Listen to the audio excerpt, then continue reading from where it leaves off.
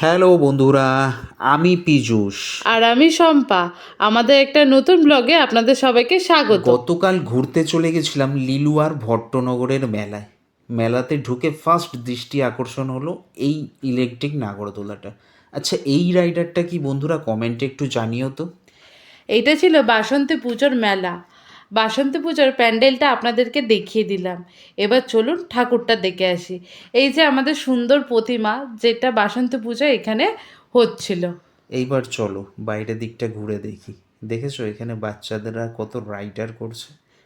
বাচ্চাদের একদম বিশাল আনন্দ এই সব পেলে। এবার চলো চলো মেলাটা এবার একটুখানি ঘুরে দেখি। আচ্ছা, এর পরিচয় আমি করিয়ে দিই। এটা হচ্ছে আমার বন্ধুর মেয়ে। ও একটা কিনেছে বাবলস। ছেড়েই যাচ্ছে, ছেড়েই যাচ্ছে। এবার মেলাটা ঘুরে নিই। দেখো কত নতুন নতুন জামা কাপড়ের দোকান বসেছে গো। এখান থেকে কিছু জামা কাপড় পয়লা বৈশাখের জন্য কিনে নিলে ভালো হতো না? না না, আর কিনবো না, চলো। এত সুন্দর ফুল নেবে নাকি গো ফুলে? নিলে তো ভালো হয়। আচ্ছা, একটা কাজ করো, চলো আগে একটু মেলাটা পুরো ঘুরে নিই, তারপর নয় যাওয়ার পথে এখান থেকে নিয়ে চলে যাব। তা অবশ্য ঠিক।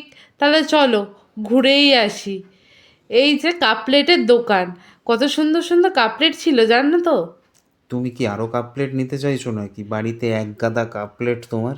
চলো ওদিকটা ঘুরে দেখি, কত সুন্দর সুন্দর আরও অনেক দোকান বসেছে। আর চলো, আর কি করব। এই দেখো বেলুন, একটা তো বেলুন তো দিতেই পারো, বলো।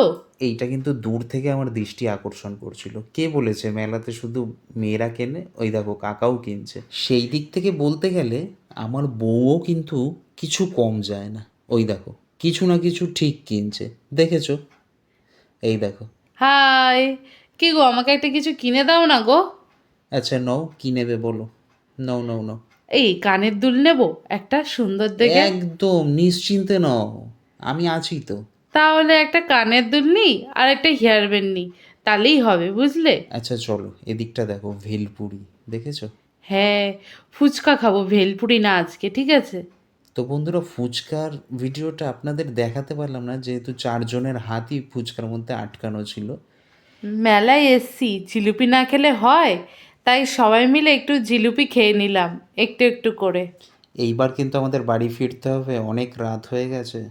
তো বন্ধুরা, আজকের জন্য এইটুকুই। আবার দেখা হচ্ছে সামনের ব্লগে।